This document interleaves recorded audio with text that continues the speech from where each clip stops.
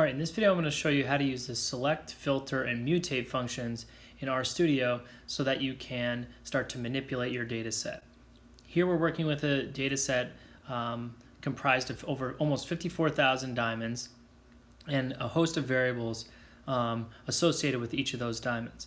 So the select function is going to allow us to select out only the variables that we want to research. So let's imagine you give a survey out and you have 50 different questions you ask, and so therefore you have 50 different columns.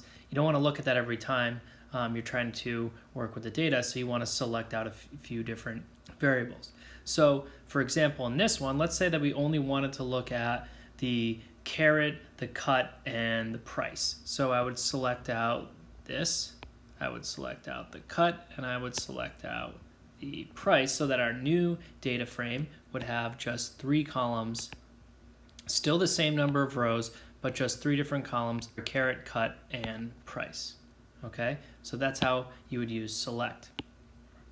The next function, filter, allows you to filter out based on a certain characteristic. So it could be looking at a categorical variable and saying we just want to look at the premium cut diamonds. So go in and take out and select only the premium. So now we have a new data set. It includes only rows where it said premium underneath cut. And obviously there's only 2 here, but because there are so many more, it would go through every single one and select out just the rows. So you're going to end up with a smaller number of rows, but you're still going to end up with the same number of columns representing all the variables.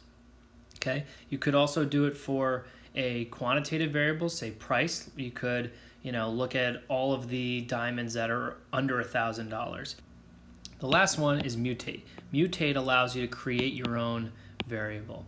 So let's say that we wanted to look at the price per carat. So that's not on there right now, but we want to make that new variable.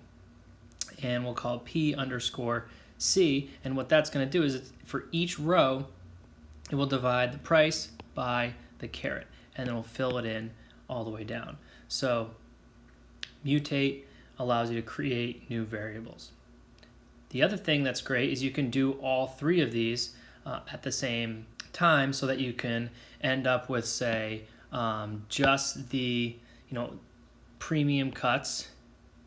I'll use the highlighter, just the premium cuts, and then those rows that I had before, or columns I had before, and because we just made that new one, let's add that one in as well. So now that you've learned about select, filter, and mutate, let's actually use those functions here in RStudio. So the first thing let's do is let's just look at the data set that we used earlier, and to do that I'm just going to call in diamonds, and that's a name that was given to the data set in the package ggplot2. So you can see this is what we were looking at before, but now we just want to select out the carat and the price variable. So I'm going to give this new data set a name. I'll call it carat_price, and I'm going to always first call in what data set am I focusing on? Tell the computer where we want to look. So we want to look at the diamonds data set, and then this reads, and then it's technically called a pipe, and then we want to select the carat variable, and we want to select the price variable. These have to be written exactly as you see them down here, because you need to be telling the computer exactly what to look for. And then in order to make sure that it pops up so we can take a look at it, we will rewrite that and then run all the code, and you can see that we just have 2 columns now, carat and price, and we still have the same number of rows. Filter works very much the same way. So we are going to just filter out ideals. So let's call, or earlier we did premium. So let's look at premium. Let's call it premium_data. And we'll look at that diamonds data set, and then we want to filter, and we want to again say, okay, let's look at the cut variable and return back to me everything that equals premium. So I had to capitalize this time because in that cut category, premium is capitalized. Couple things to keep in mind here.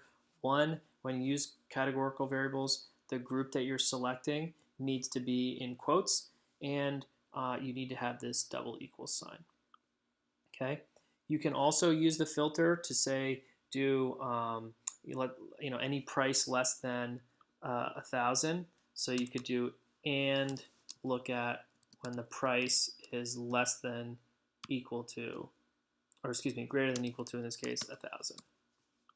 Okay, so that would do two filters at the same time. But let's keep it just like what we did before. As you see here, you don't actually have to put numbers in quotes. So now what we'll do is we'll print out premium data, and what pops up is just the rows that include premium. So now you can see we only have 13,781. Now what we're going to do is mutate. So let's make that new variable. We'll call it price underscore caret. And we'll say that that is, again, we're going to look at the diamonds data set. And then we are going to mutate, which basically means let's start to create a new variable. We'll call that price per caret. And we'll say that that is equal to the price variable. And we're going to divide that by the caret variable.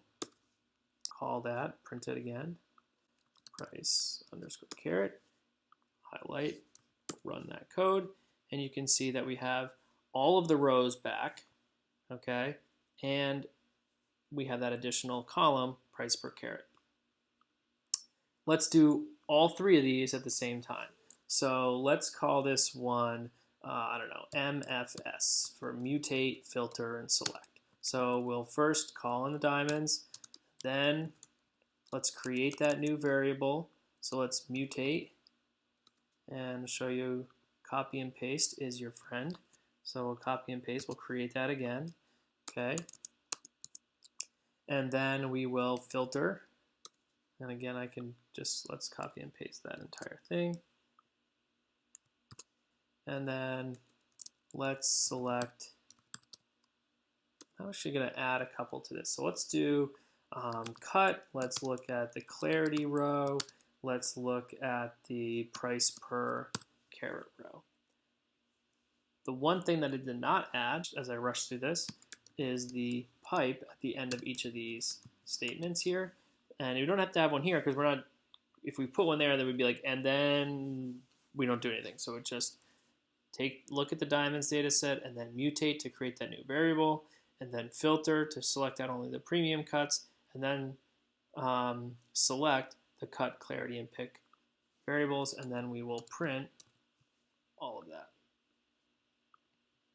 And you can see that we have our three columns, 1, 2, 3, our rows that only include premium, and that price per caret is one of those, and that's the one we created.